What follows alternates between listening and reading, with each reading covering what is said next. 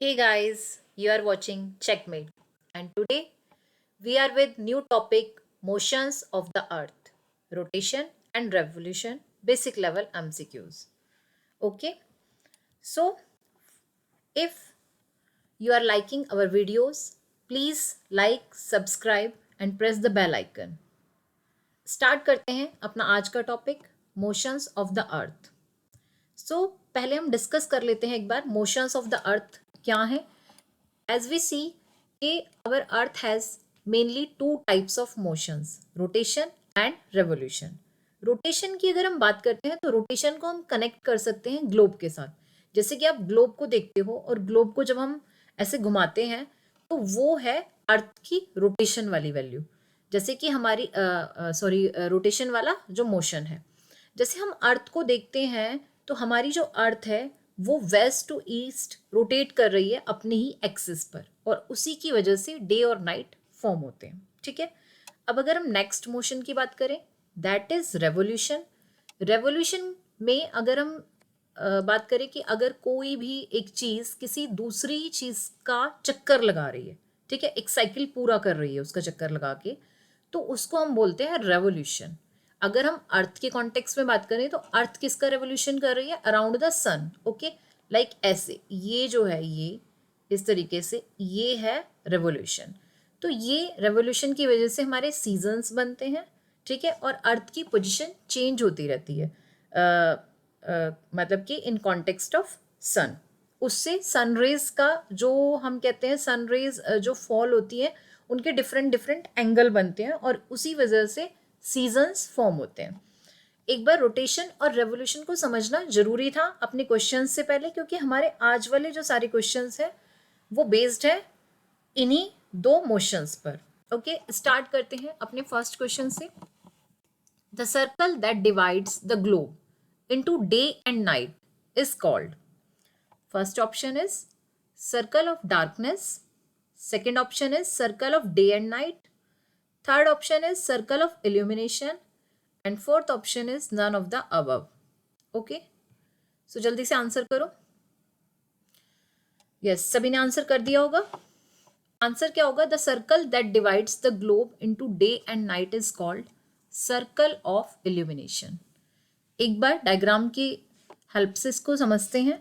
देखो, जैसे कि हम देख रहे हैं सन, ठीक है, और ये अर्थ. क्योंकि अर्थ रोटेट करती है, जैसे मैंने बताया, अपने ही एक्सिस पर घूमती रहती है. और जैसे कि अर्थ का जो शेप है वो स्पैरिकल है, तो क्या होगा एक टाइम में, at a time, only half part of the earth faces the sun and that will experience the day. Okay, and another half which is away from the sun will experiences the night. Okay, so ये है अर्थ का axis. But अगर हम day और night की बात करें तो डे और नाइट इस कॉन्टेक्स्ट में आ जाते हैं क्योंकि अर्थ एक्चुअली टिल्टेड है. ठीक है. अगर अर्थ टिल्टेड नहीं होती, सीधा सीधा ऐसे ही होती, तो सिंपल सा है कि ये इस तरीके से एक्सिस के साथ ही होता. बट ये जो है ये है circle of illumination. It means जो कि ग्लोब पर डे और नाइट, ये डे है ये नाइट है, इसको जो सेपरेट कर रहा है इस सर्कल को हम बोलते हैं सर्कल ऑफ इल्यूमिनेशन. ठीक है. ये बिल्कुल इस तरीके से है, ये आप देख पा रहे हैं, ये समझ गए. ठीक है. अब चलते हैं अपने नेक्स्ट क्वेश्चन की तरफ. The cycle of season is caused due to.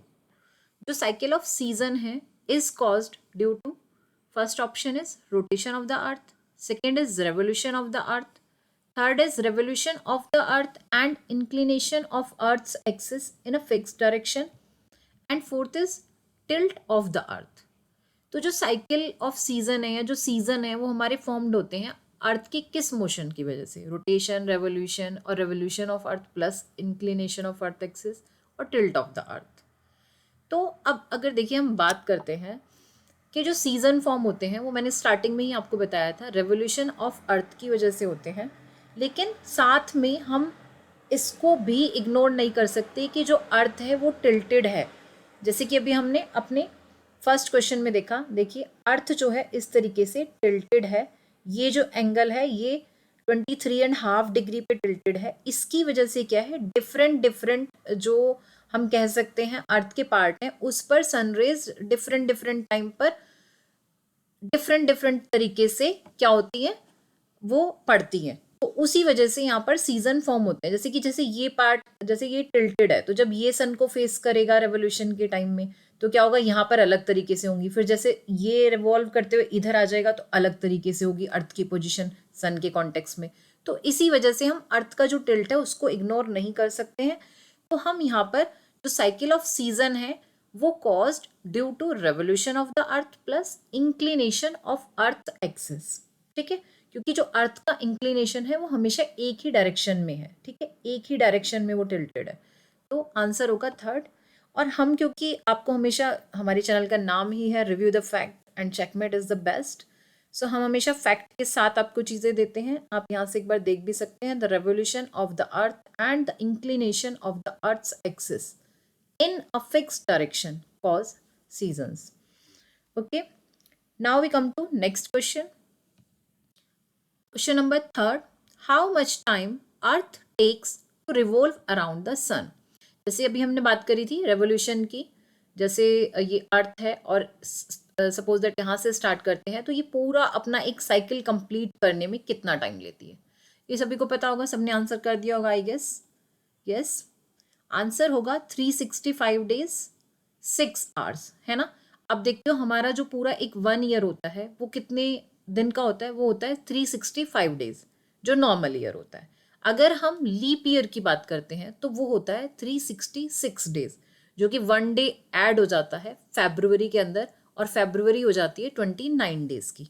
क्यों, वो ऐसा क्यों होता है, क्योंकि हमारा एक्चुअली जो अर्थ है, हमारी अर्थ, वो एक revolution around the sun complete करती है 365 डेज और 6 आवर्स में, है ना। तो ये जो 6 आवर्स हैं ये हम कैलकुलेशन की वजह से इग्नोर कर देते हैं। हम अपना पूरा एक जो नॉर्मल ईयर है वो 365 डेज का रखते हैं। But after the 4 years, okay, ये 6 + 6 + 6 + 6 है ना, 4, इस तरीके से करके कितने हो जाते हैं 24 आवर्स। और 24 आवर्स जैसे हमें पता है एक 1 डे कंप्लीट होता है। तो इसी वजह से आफ्टर एवरी 4 ईयर्स क्या आता है, लीप ईयर आता है। ठीक है, इज इट क्लियर। चलते हैं अपने नेक्स्ट क्वेश्चन की तरफ। Question number 4, name the astronomer who stated that the earth is round and rotates on its own axis. ये हमारी कोई एस्ट्रोनॉमर थे, इंडियन एस्ट्रोनॉमर थे ये, और इन्होंने सबसे पहले ये चीज़ बताई थी कि अर्थ राउंड है और वो रोटेट कर रही है अपने ही एक्सिस पर, जिसकी वजह से दिन और रात हो रहे हैं। तो ये कौन थे, न्यूटन, आर्यभट्ट, गैलीलियो और कोपरनिकस। यस, जल्दी से आंसर कीजिए। Answer will be Aryabhatta. Answer क्या होगा, आर्यभट्ट। आर्यभट्ट के बारे में जैसे कि आपको, अगर आपको थोड़ा बहुत पता हो, एक गाना सुना भी होगा आपने, जब जीरो दिया मेरे भारत ने। तो आर्यभट्ट क्या है, एस्ट्रोनॉमर तो थे ही, आर्यभट्ट एक बहुत ही अच्छे मैथमेटिशियन भी थे, और इन्होंने ही ज़ीरो को इन्वेंट किया था, और इन्होंने ही ये स्टेटमेंट भी दी थी। और अगर हम हिस्ट्री के पर्सपेक्टिव से देखें तो ये गुप्ता डायनेस्टी में थे। ओके, चलते हैं अपने नेक्स्ट क्वेश्चन की तरफ। Question number 5, direct rays of sun fall on the equator on. जो डायरेक्ट रेज है सन की वो fall on the equator on, मतलब वो किस डेट पर इक्वेटर पर फॉल होती हैं डायरेक्टली। ये हम देख रहे हैं यहाँ पे इक्वेटर, जो कि 0 डिग्री लैटिट्यूड है हमारा। डायरेक्टली सनरेज इस पर फॉल होती हैं ईयर में 2 बार। ठीक है, तो वो कौन सी डेट है, हम देखते हैं यहाँ पर। हमारा फर्स्ट ऑप्शन है 21 मार्च, सेकेंड है 21 जून, थर्ड है 22 दिसंबर एंड फोर्थ इज 22 सितंबर। तो आंसर क्या होगा, आंसर होगा 21 मार्च। अच्छा, और 21 मार्च के अलावा जैसे मैंने बताया कि जो डायरेक्ट रेज ऑफ सन है वो फॉल होती है इक्वेटर पर ईयर में 2 बार, और ईयर में 2 बार जो होती है उस जो पोजीशन है उसको हम इक्विनॉक्स भी बोलते हैं। इक्विनॉक्स मीन्स, जैसे कि यहाँ पे लिखा है, ये एक लैटिन वर्ड है। इक्विनॉक्स मीन्स होता है equal day and equal night. Okay, day और नाइट बराबर होती है इस वाली जो पोजीशन है इसमें। तो ये ईयर में 2 बार होता है, 21 मार्च को होता है और 23 सितंबर को। ठीक है, इक्विनॉक्स 21 मार्च और 23 सितंबर को होता है, और इन दिनों पर इक्वेटर पर सन रेज डायरेक्ट फॉल करती हैं, डे और night for the whole earth. Equal होते हैं इस दिन पूरी अर्थ पर, डे और नाइट। 21 मार्च, 23 सितंबर, याद कर लीजिए ये डेट्स। ओके, चलते हैं अपने नेक्स्ट क्वेश्चन की तरफ। On 21st June, on 21st June the sun rays falls vertically on the, मतलब अभी हमने बात करी थी इसकी इक्वेटर पर फॉल होती हैं कब, 21st मार्च एंड 23 सितंबर, जिसको हम क्या बोलते हैं, इक्विनॉक्स। ठीक है, क्योंकि मैंने बताया था जब अर्थ रिवॉल्व करती है ऐसे अराउंड द सन तो अर्थ की पोजीशन चेंज होती है इन कॉन्टेक्स्ट ऑफ सन, तो इसी तरीके से एंगल बदलता रहता है सनरेज का। तो अब इक्विनॉक्स तो तब होता है जब 21 मार्च और 23 सितंबर होता है, ठीक है, इक्वेटर पर। अब हम बात कर रहे हैं कि 21 जून को वो कहाँ पर सीधी पड़ती हैं, लाइक इक्वेटर पर तो वो तब पड़ जाती हैं, तो 21 जून को वो कब इस पर होंगी या इस पर होंगी, मतलब यानी कि ट्रॉपिक ऑफ कैप्रिकॉन पर होंगी, इक्वेटर पे होंगी, या ट्रॉपिक ऑफ कैंसर पे होंगी, या फिर वो यहाँ पर आर्कटिक सर्कल पर होंगी। तो आंसर हमारा क्या होगा, ट्रॉपिक ऑफ कैंसर। 21 जून को सनरेज फॉल करती हैं डायरेक्टली कहाँ पर, ट्रॉपिक ऑफ कैंसर पर। और तभी आप देखते हो कि जो हमारा नॉर्दर्न हेमिस्फीयर है ये पूरा का पूरा, ये इसमें क्या होता है, समर सोलिस्टिस। क्या होता है, समर सोलिस्टिस, क्योंकि 21 जून को सन रेज डायरेक्टली फॉल करती है किस पर, ट्रॉपिक ऑफ कैंसर पर, और इसके ऑपोजिट हो रहा होता है फिर एकदम कंडीशन यहाँ पर, कहाँ पर, सदर्न हेमिस्फीयर में। अगर यहाँ पर 21 जून को समर सोलिस्टिस होता है तो उस समय यहाँ पर क्या हो रहा होता है, विंटर सोलिस्टिस हो रहा होता है। ठीक है, यहाँ पर विंटर कंडीशन होती है। चलते हैं अपने नेक्स्ट क्वेश्चन की तरफ। नाइट्स आर लॉन्गर, ये क्वेश्चन नंबर 7 है। Nights are longer than the days, this condition is related to. Nights longer हैं देन द डेज, सिंपल सा है। देखो, अगर नाइट्स लॉन्गर हैं कंपेरेटिवली टू डेज तो वो कब होता है, वो हम कब देख रहे हैं, जैसे कि अभी विंटर ही चल रही है। ठीक है, इंडिया में अगर हम इंडिया की बात करें तो इंडिया में विंटर्स चल रही हैं। विंटर्स में नाइट्स लॉन्गर होती हैं और डेज क्या होते हैं, शॉर्टर होते हैं। ऐसे तो आपने थोड़ा सा अपने घर में बड़े बूढ़ों को कहते हुए सुना होगा, भाई दिन बहुत छोटे हो रहे हैं सर्दियों में, तो this is the condition of the winter. तो nights longer than the days, ये किसकी कंडीशन है, विंटर सोलिस्टिस की। और अगर हम इसके ऑपोजिट बात करें कि days are longer than the nights, तो ये क्या हो जाएगा, फिर ये समर सोलिस्टिस हो जाएगा। ठीक है, इज इट क्लियर।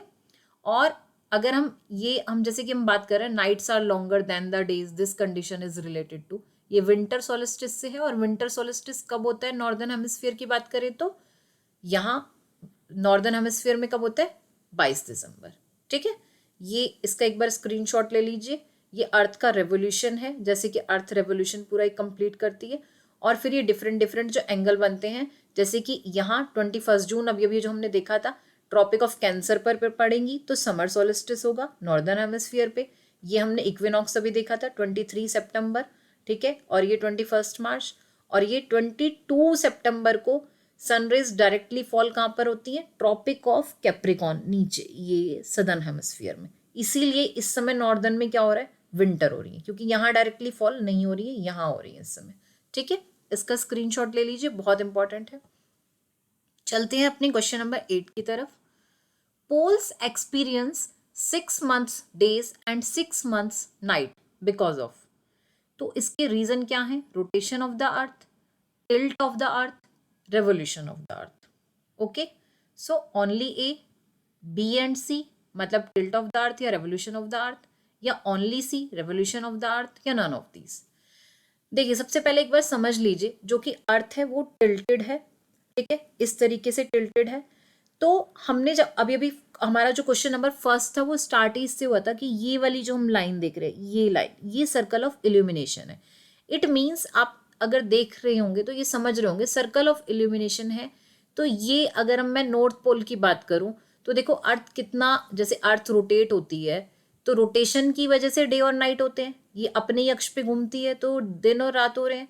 तो अब अगर अर्थ पूरा जैसे कि रोटेशन कंप्लीट भी करेगी अपना 24 घंटे का, उसके बावजूद भी क्योंकि अर्थ ऐसे टिल्टेड है और ये टिल्ट इस तरीके से, यहाँ पर देखो सनरेज ऐसे ही फॉल होती रहेंगी, बेशक से वो कैसे भी रोटेट कर रही है। ये देखो, ये नॉर्थ पोल पर अगर इस पोजीशन में है, यानी कि अगर मैं बात करूँ यहाँ से लेकर ये जो मार्च से लेके सितंबर तक अगर मैं आती हूँ तो सनरेज नॉर्थ पोल को यहाँ पर कभी भी रात होगी ही नहीं, देखिए आप इस कंडीशन में देखिए, यहाँ से यहाँ पर अगर हम देखते हैं तो यहाँ से और इस तरीके से ऐसे आते हैं, तो ये हमेशा यहाँ पर 6 मंथ्स क्या रहेगा, डेज ही रहेंगे।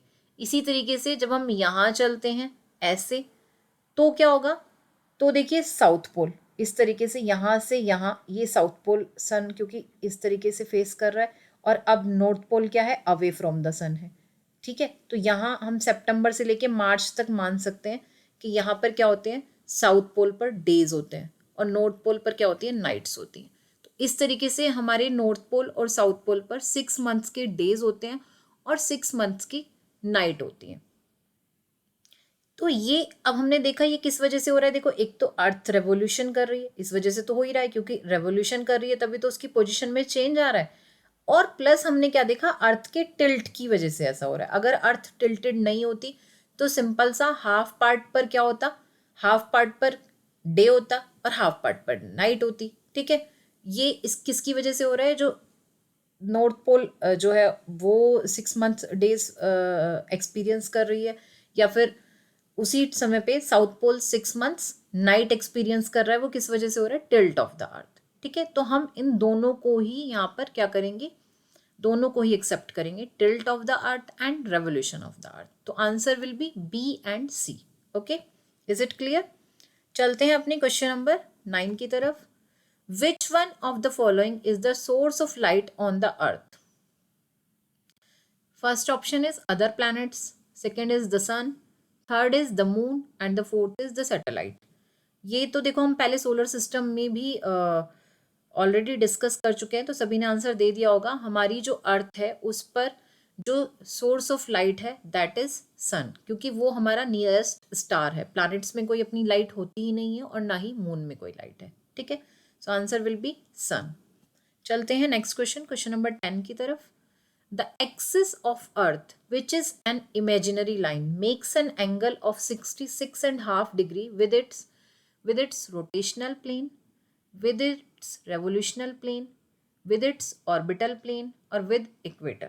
ठीक है, जो अर्थ का एक्सिस है, ठीक है, ये जो हम बार बार इसकी बात कर रहे हैं जो कि इमेजिनरी लाइन है, ये makes an angle of 66.5 degree किसके साथ बनाती है, तो ये बनाती है देखो इसके साथ, अपने ऑर्बिटल प्लेन के साथ। आंसर क्या होगा, ऑर्बिटल प्लेन। एक बार इसको डायग्राम की हेल्प से देख लो। ये है अर्थ का एक्सिस जो कि इमेजिनरी लाइन है, टिल्टेड है 23.5 पे, और ये जो 66 का एंगल बनाती है ये इसका होता है orbital plane. Okay, so I hope आपको आज की वीडियो पसंद आई होगी। Please like subscribe our channel Checkmate. Thank you, मिलते हैं अपने नेक्स्ट टॉपिक के साथ।